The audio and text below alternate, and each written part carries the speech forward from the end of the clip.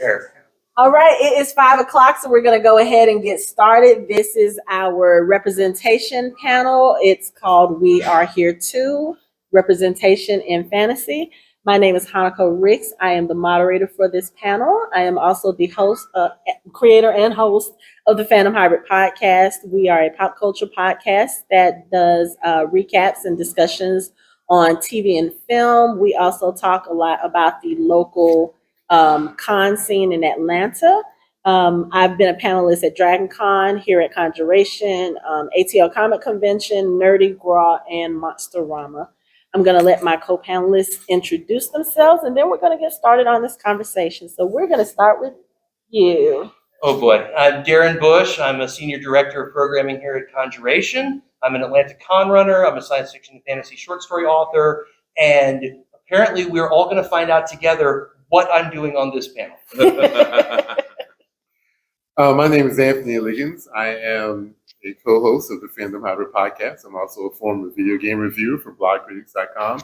And I was just recently the assistant director for the media track at Monsterama. This guy right here. And I look forward to this discussion. Hey guys, my name is Michael Collins. I'm the theory prognosticator and dad joke enthusiast for the Phantom Hybrid podcast. I'm the one, when you see people shaking their heads, it's usually because of something I said. Mm-hmm. Okay, so we're going to get started on this panel. This is our second year doing the panel.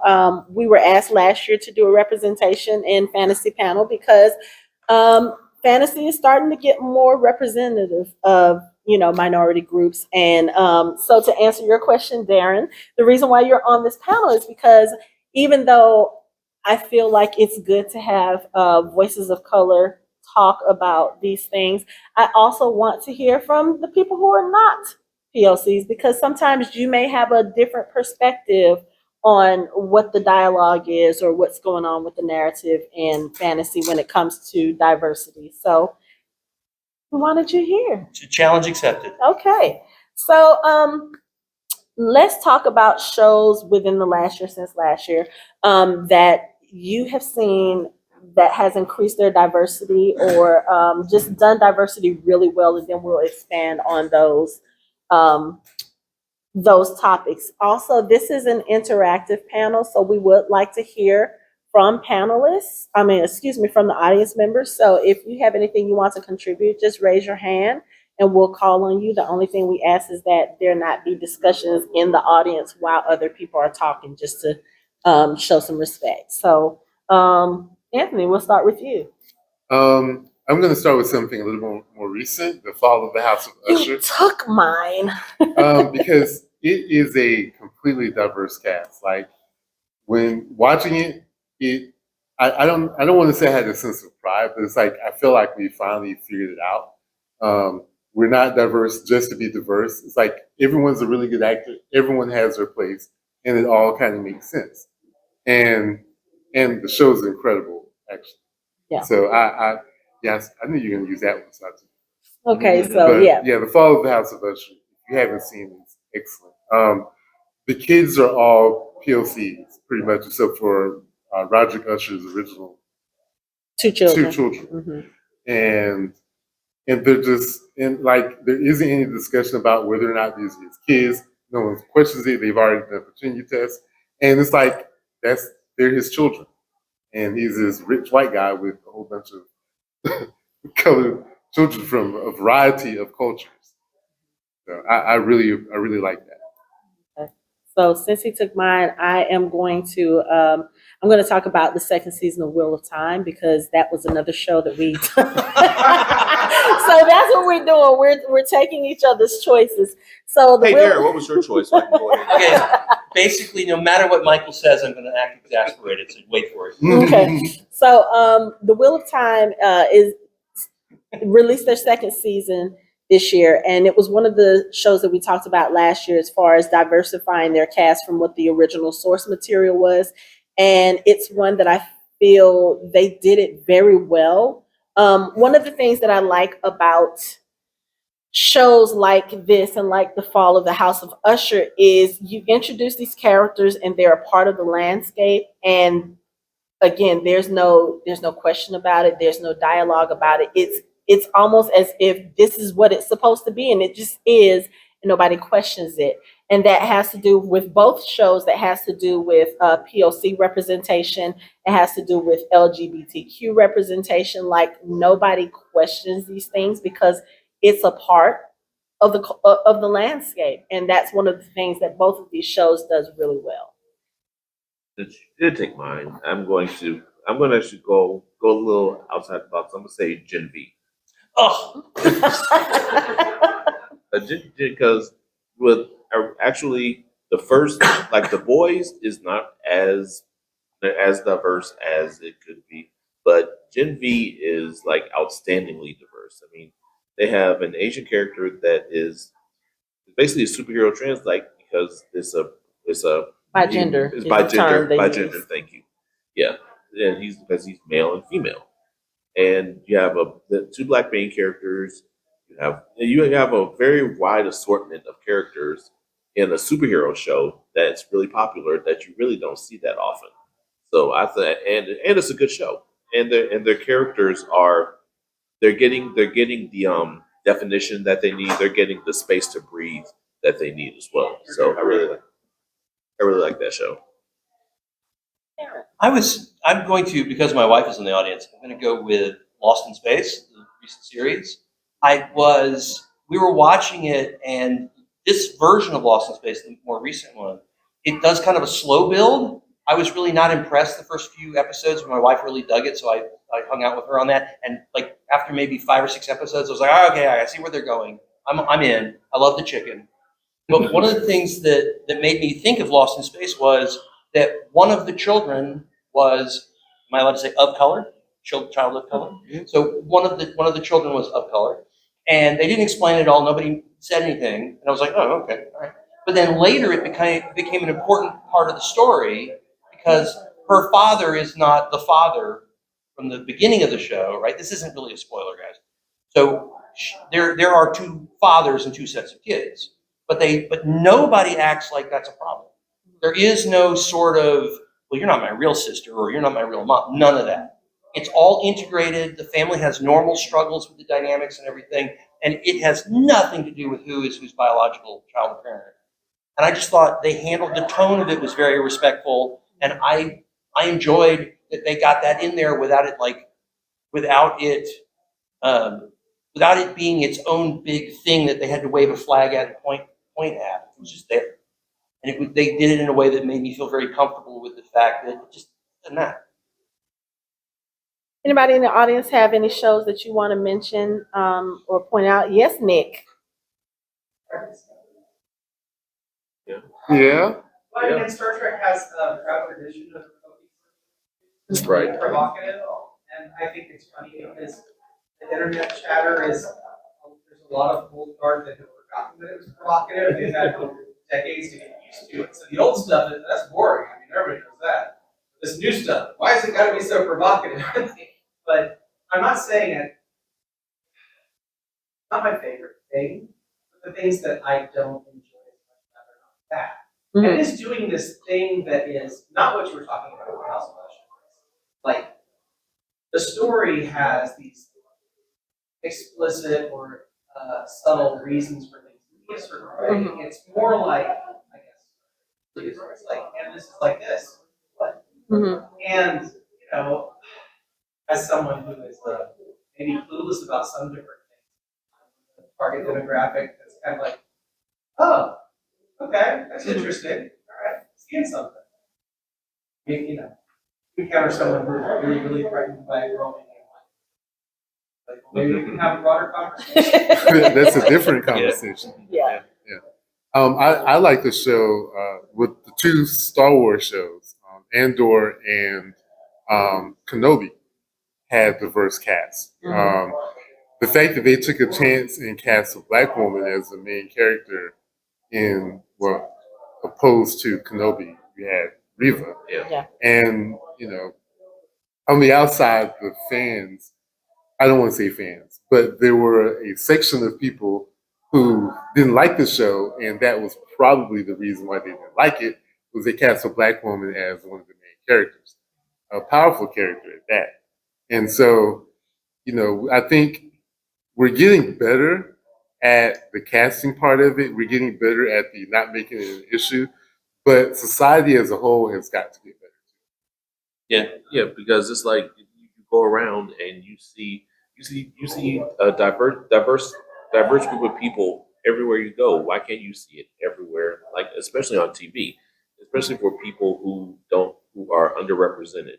Like I mean, I would love to see more Hispanic people on science fiction shows. It's like I would love to see more like just more diverse people like you see walking down the street. It's like it shouldn't be an issue. Star Wars movie written thousands of the media backlash. Yes, Oh, Rose. Hey, that was 789. Yeah. Yeah. Yeah. That was 8. You're right, it was Aiden.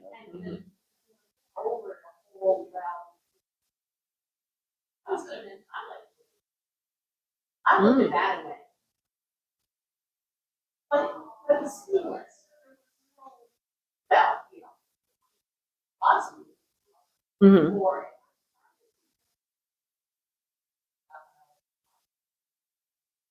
Fine for me.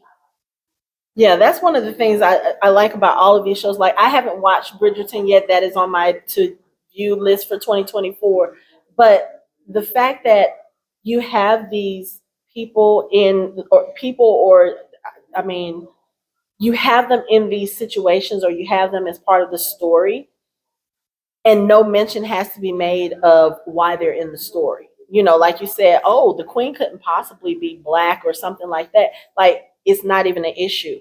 One of the things that we loved about the Wheel of Time last year was because, one, you have this culturally diverse cast, but then also when it comes to the Waters and the Aes Sedai, there is a bond between those groups of people that can be sexual as well. And what they do is there's a scene where they're talking about the relationships. They're trying to explain it to a character named Nynaeve, and they're explaining to her about the bond between the Warders and the Aes Sedai. And there is an Aes Sedai named Alana who has two warders. She has two warders because she is a woman of extreme sexual appetite.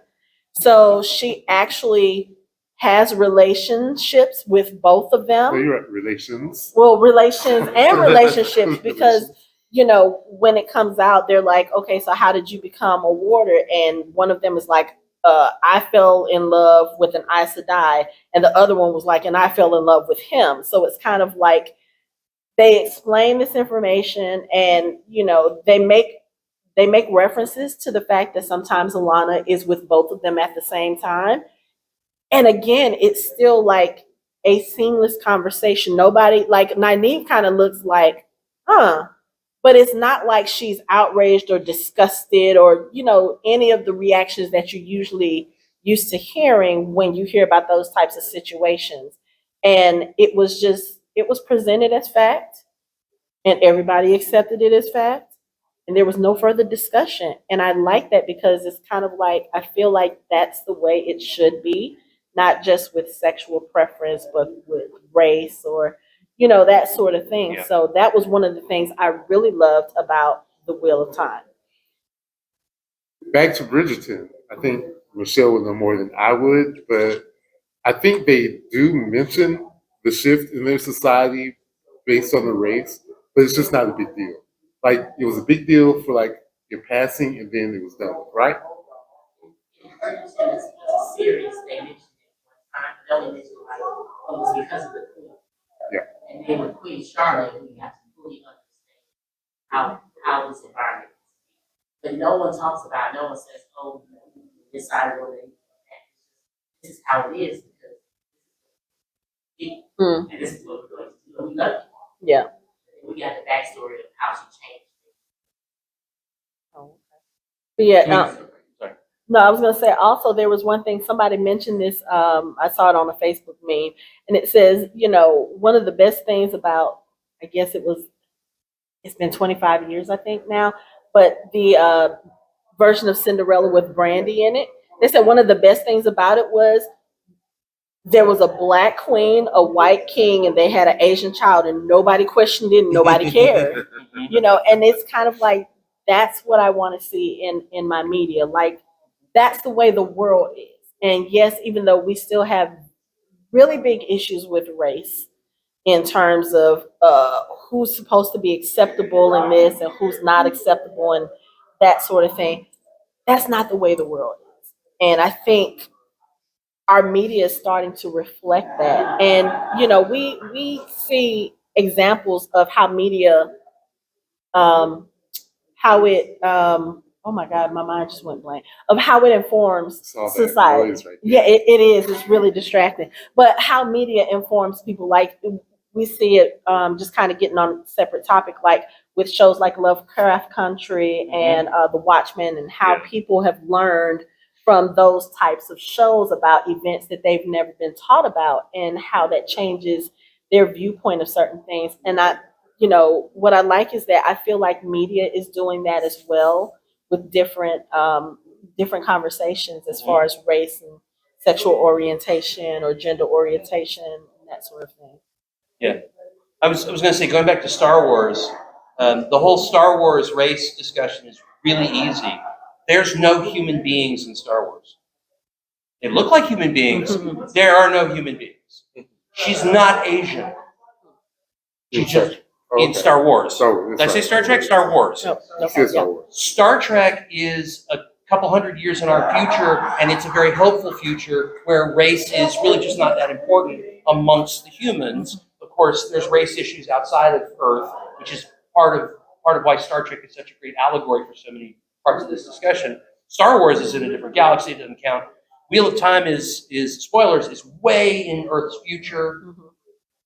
So the idea that there's sorry, did I ruin it for you? I'm a few books away from that. So it's been decades. We're way outside the spoiler zone. But the idea that like the color of your skin really doesn't matter in Wheel of Time is just one of those things where, like, I think of it as a duh, but actually it's a hopeful duh, kind of like Star Trek is a hopeful future. Wheel of Time is like 10,000 years from now, nobody will care about that. Great, that's the goal. The goal of all of this is for us to not care about any of this because it doesn't matter. You see, the thing that I've always been concerned about is when they do the casting, and I know Hanako and I always go back and forth about this, when traditionally the generational trauma we have as Black people is that we're always cast as gangsters and thugs and drug dealers, slaves, and we're always the bad guy.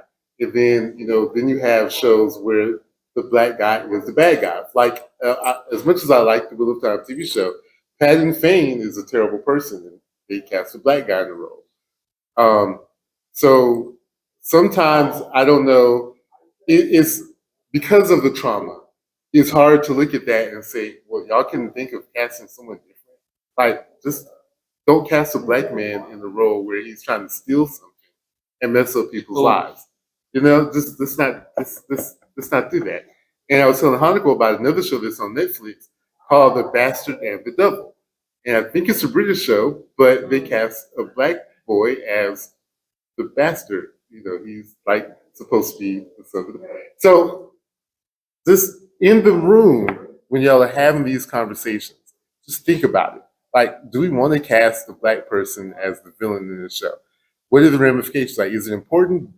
I want people to get roles because they're good at it, but I also want writers and casting directors and producers to think about those things before they cast someone in the role. Because in someone like me, I'm going to look at it and be like, oh, well, obviously the Black boy is the devil's son. Regardless of whether he's a good guy or not. What I knew of Black people from TV.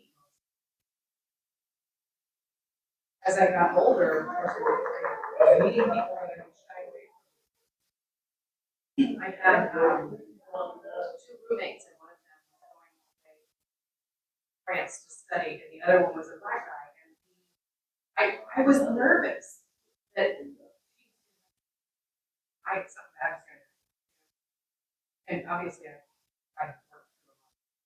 Yeah, because you're kind of married one.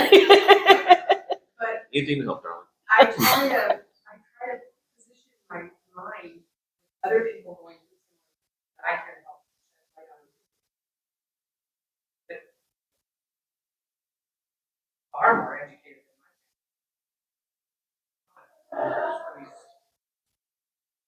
than Mhm. mine.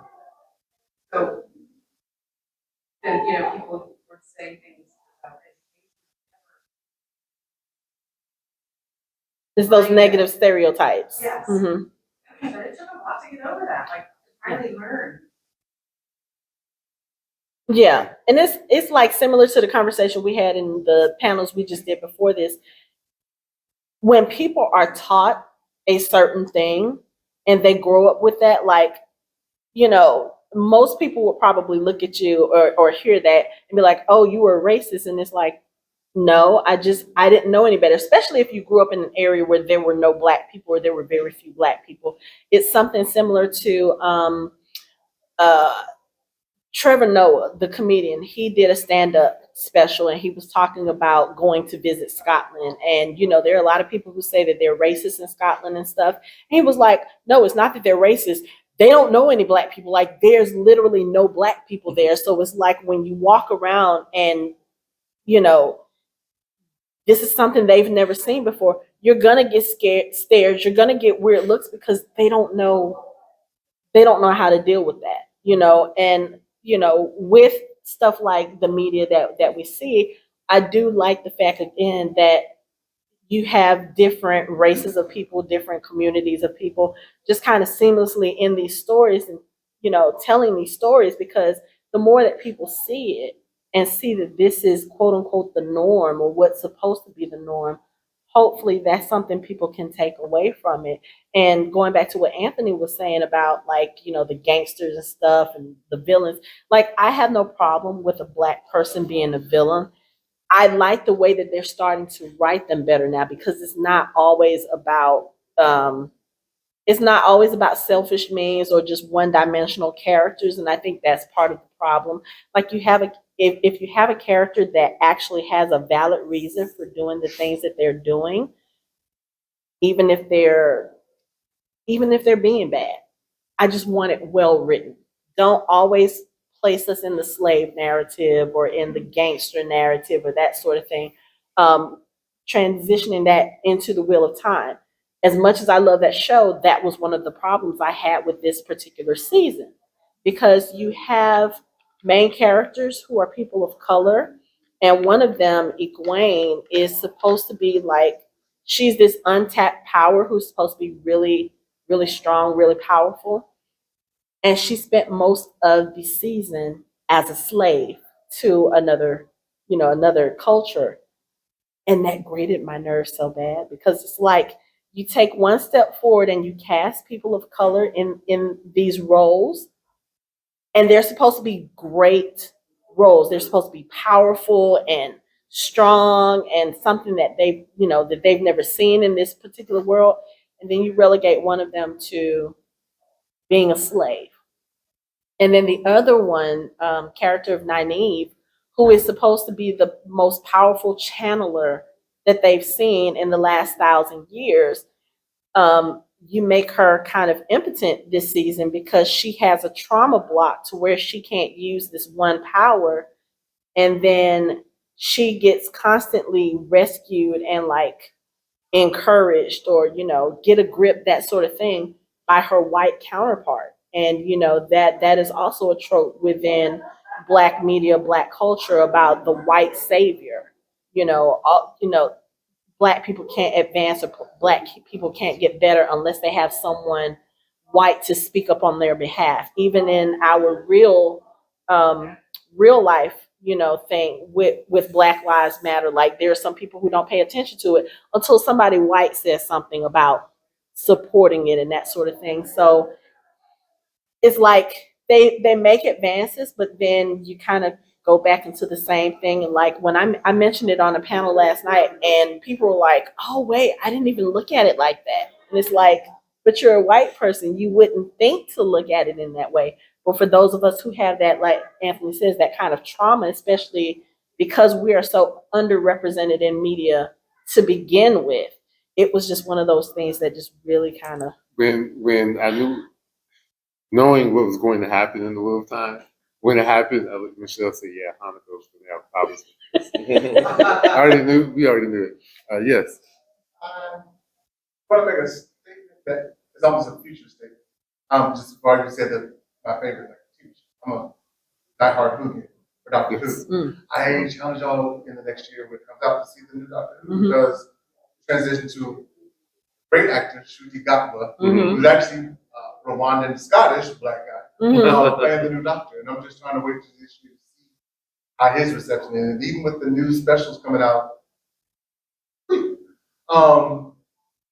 the daughter of one of them, the companion Donna, the trans daughter.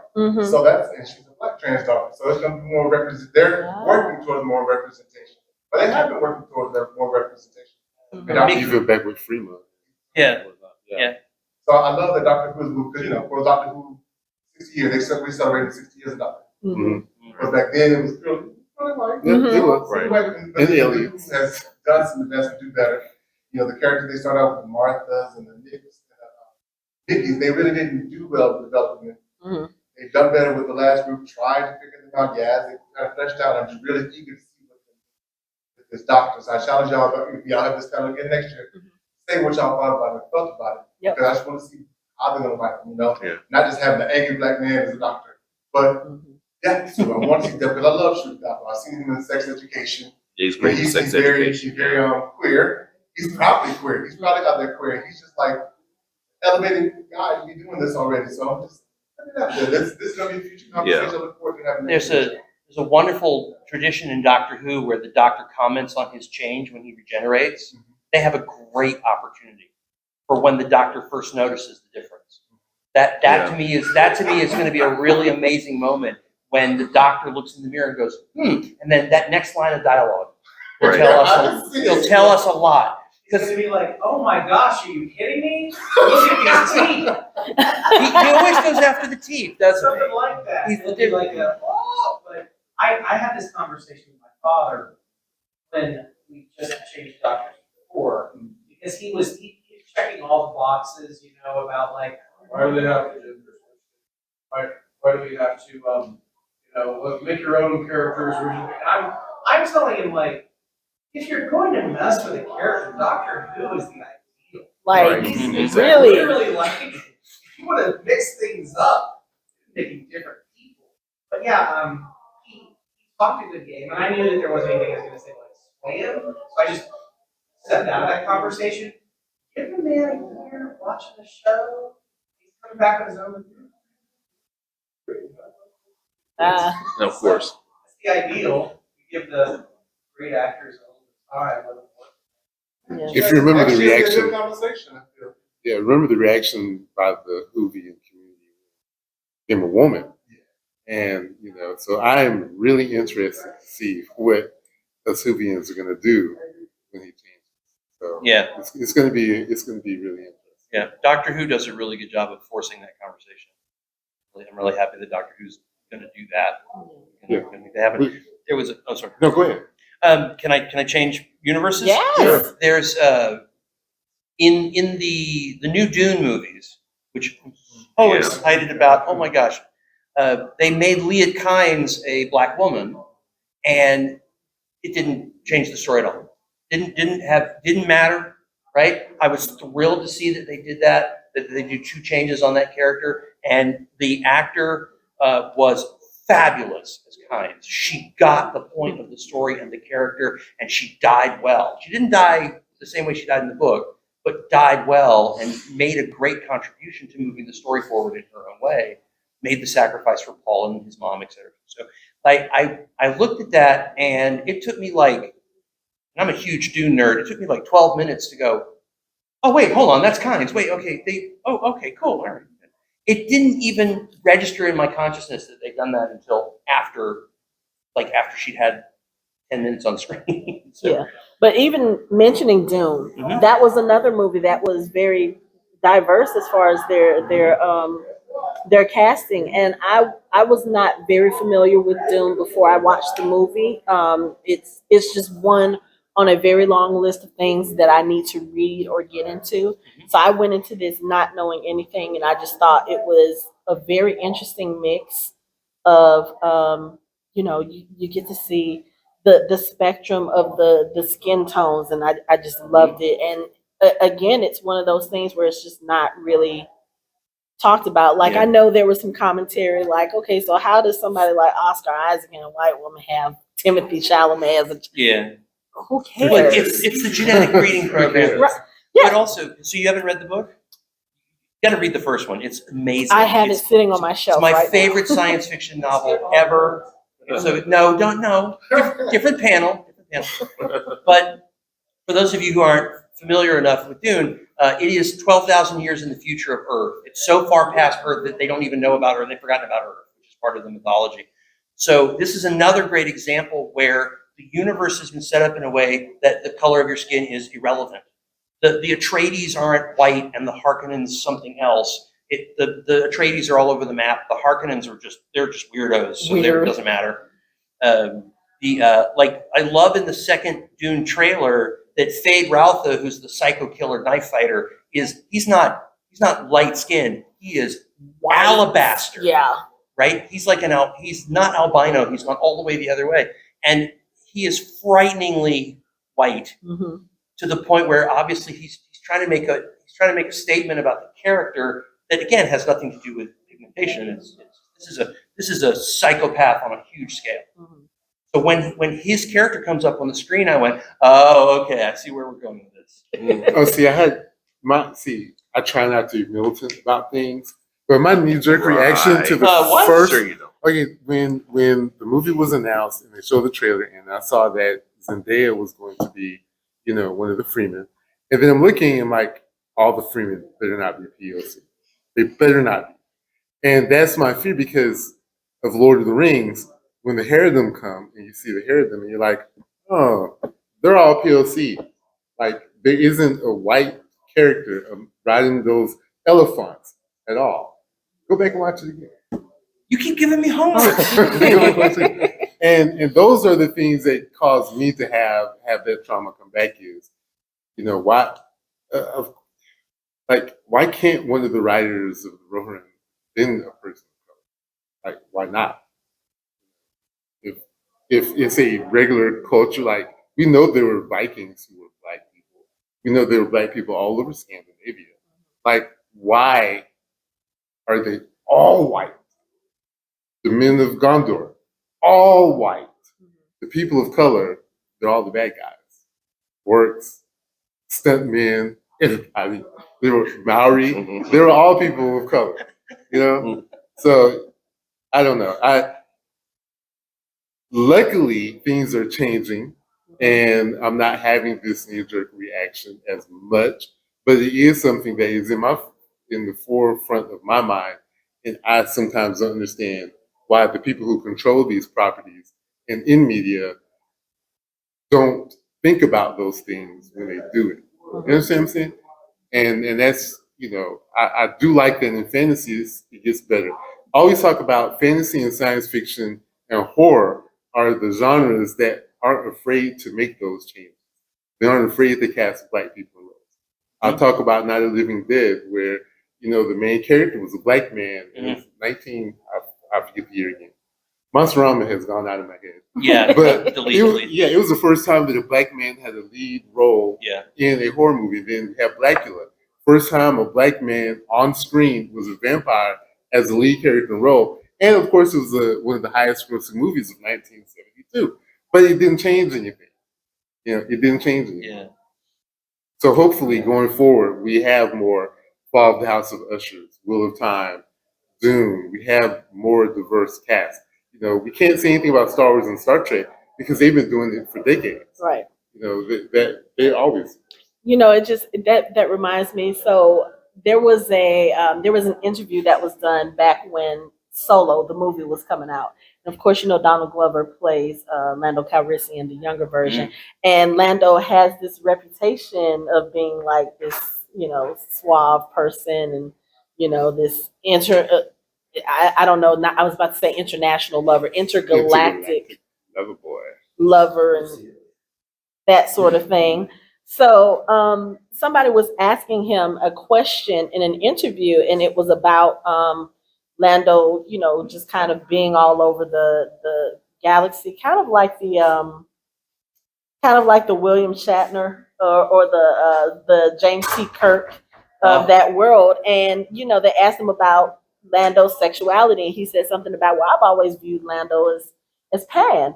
And the interviewer was like, really? How do you figure that? He was like, he lives in space. There's not a lot of humans around. You kind of don't have the room to be selective. And I thought that was the most brilliant answer ever, because it makes so much sense in that. Like you're in a realm of space that Earth is like a not even a thing. Right. Yeah, of course you would probably be attracted to any and everything, because what else is there? It's not like you're gonna always find another human or whatever. You got to keep your options open. So you and then you.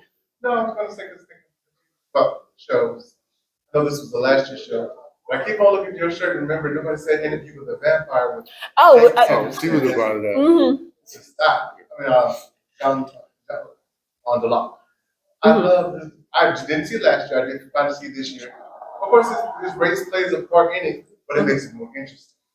Setting of the New Orleans makes it more interesting and realistic. And I love the whole. I got to watch the whole thing, and I loved it. Loved the spring quality of the fractionist of it. But the racing debate was interesting that it gives me some black horror. Some, because you think about most horror. And he did it so well. Like, so when they announced Jacob Anderson as Lestat for this show, of course, there's all the uproar, especially from the people who are like diehard Anne Rice book fans. Now, I've not read her books. Again, have a whole shelf of everything that I have not had a chance to read yet. As I get older, I find it harder to concentrate and focus on books, but it's on my list. But I'm familiar with the source material. I'm familiar with the movie that they did. So when they announced this casting, I was like, okay, so how is this going to work, considering that Lestat used to be a slave owner? And I was like, that's going to be weird. Then you find out that they changed the setting to the 1920s, and I'm like, okay, so how are they going to do this? Now, I know there were some people who had issues with the fact that they made him a brothel owner, but I think also with the way that they introduced his character and the background for it with his, because there were Black people back then who participated in, owning slaves and that sort of thing. So I think it made sense for the story she was trying to tell, especially with the geographic location that the story takes place. But then once he gets on screen and you see him as Lestat and you see the chemistry between him and Sam Reed, honestly, I was not looking at the race or at how different they were, because they were both so phenomenal in those roles that you really don't see anything about but who they are and what they are to each other. And then Bailey Bass as Claudia, she was just the icing on the cake. So that was one of those shows where I was like, okay, I'm kind of worried about how this is going to turn out, and it turned out to be like one of the best decisions ever. That show was so good. We're going to do a panel on that tonight at 9:00. So, yeah. One of the things I was just going to say earlier was that nature of diversity in Star Wars Runway was cast. Everybody was just saying, well, clearly he is one of the Black guy's sons. Either he's produced it or he's never probably. And the story is that John Boyega, he didn't know anything. But Boyega goes to a party and Samuel Jackson is there. He's like, so you're my kid, right? And it's like, but we were getting more diverse. But yeah, it was, Yes. But I also like the transition. I like what they're diverse. You don't have to have that conversation. Then going back to the interview with him, he was mentioned about the race. And Gen B gets they too with the top, top 5. They're Black, and sometimes they do like, Right. Or the bi-gender, like, why are you switching when it's this time and you're not switching for this time? So those conversations still are brought up. when it's something that happened 20 million years from now, we shouldn't have Yeah. Yeah. No, one of the things that's really great about Dune is the Fremen are based off of Middle Eastern culture. It's not subtle. We're still dealing with these conversations. Everybody needs to read this damn book because it's still relevant, even 70 years later. But none of those people are Semites. None of them are Persian or Arabian or anything like that. They're just people. And he doesn't go to a lot of trouble to talk about skin color, except for where people are like genetically screwed up or there's something physically wrong with them. Then he really gets really graphic about it. It's kind of creepy. But he didn't set up the world where this familiar group of people from Western Europe is on this planet and this familiar group of people from Somalia is on this planet. He didn't do that at all. So accusing people like him of racism is really kind of stupid because there's no race at all in the whole thing. He's completely transcended that, which is fabulous. They have their own problems. This is not one of those problems in his world, at least the way I see it. They were recasting movies and listen to the watching.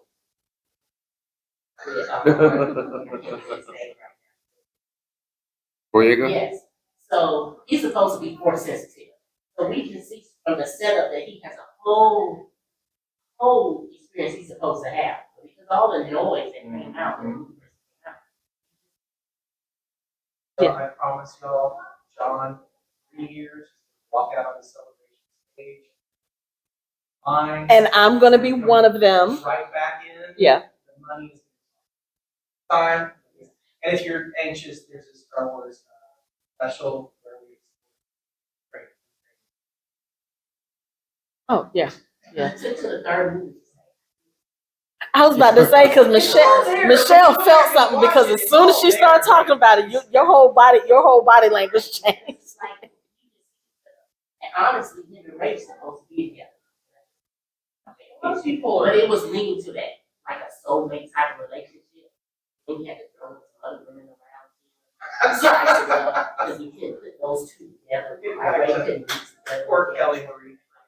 But yeah, because I was gonna say that's the funny thing about that, and when you mentioned about it earlier, because usually you have people who are pissed off about, like, you still in 2023, and I say this as a biracial person, you still have people who are pissed off about a black man being with a white woman and that thing. And then it was so weird because when they started introducing Rose as a potential love interest for Finn, people were like, absolutely not. No, this can't happen. And I was like, wait, what? But those are also people who also didn't want to see him with either of the women. They wanted to see him with Poe Dameron. So, it's just, I mean, he had his pick of like really awesome people. Jaina in the third movie, who happens to have dark skin, is a former stormtrooper. They have stuff in common. And for the little white boys from the 80s who were like, look this thing, this could work, and she's gotta be Lando's daughter, because It's fan service, and and it was the worst kind of fan service. Right. Like, and then that's why he won't come back, because the producers and people listen to the fans. He had, like she said, he had such a destiny going to the first one. Yeah. Then they said shifted it from the girl to the Asian girl. Then mystery the Asian girl said remove that. No, that's why I got disgusted about it, because producers were not taking it. But listening so much to the fans, they didn't treat this character right. Right. Star Wars, because it's such a fan service that wants to treat people correctly in Star Wars. No. As far as the TV show, the movies. We'll never get proper representation to that, because they're gonna put it out, fill it out, and see what the fans say and say, well, let's change up the next episode of the show to get adjusted. It's the reality of it. I see what you're talking about. I think what you were saying.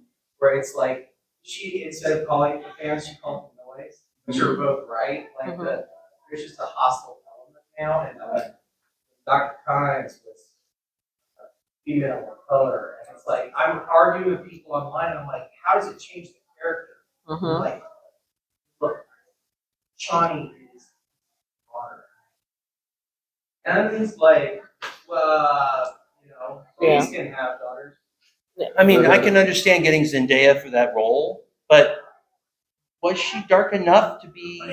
But it doesn't matter, right? So it's like, The whole thing is stupid from top to bottom. But they don't question it. So like a guy wrote a manifesto about why, and this reminded me of why he felt Zoe Kravitz should not pass his patent. And there were people who jumped in right away. The guy's like, no, you're supposed to read my whole article. I realized that woman has been black since 1968. But there is a slight precedent. But yeah, I think what I like what that Anthony was saying, ask the question. Have a conversation. It doesn't mean we gotta shut down the production. Black people aren't eligible to play awesome characters that might happen to Just ask the question. Yeah. But if I'm making something and Anthony says, wait, what is this right here? Have that conversation. Right. Oh, I did do that, didn't I? Yeah. Don't be tokenism for tokenism's sake. Right. Oh So- gosh, I would really love it if somebody would make a movie and just throw a bunch of darts at a board and cast whoever the darts land on, and then go see. The guy Stephen McKinley Henderson, talk about who's from Howard. He was Parasol. Yes, I'm not familiar with the He's an amazing actor. actor. He's another one. He's I don't know. He was just another character in Dune. He's standing with his like he's the men's hat. Yeah, the white Oh, eyes. yeah. The thing on the mouth, the white eyes. Yes. He's just movies. He's like a powerful actor. The reason he had the little parasol is because the actor needed it, and they were like, "We want this. We're shooting that." Yeah. Okay, well, unfortunately, that is time. This was a great discussion. Thank you guys for coming and contributing. And if they ask us back for it next year, we'll mean do it. if? And we would. Okay, excuse me, I forgot. I was I'm talking right to the. here. Yeah. Okay. So we'll have this conversation again next year. And yes, we will. We We will will talk include Doctor Who in that conversation. So thank you guys so much. Thank you. Thank you guys. Thank you.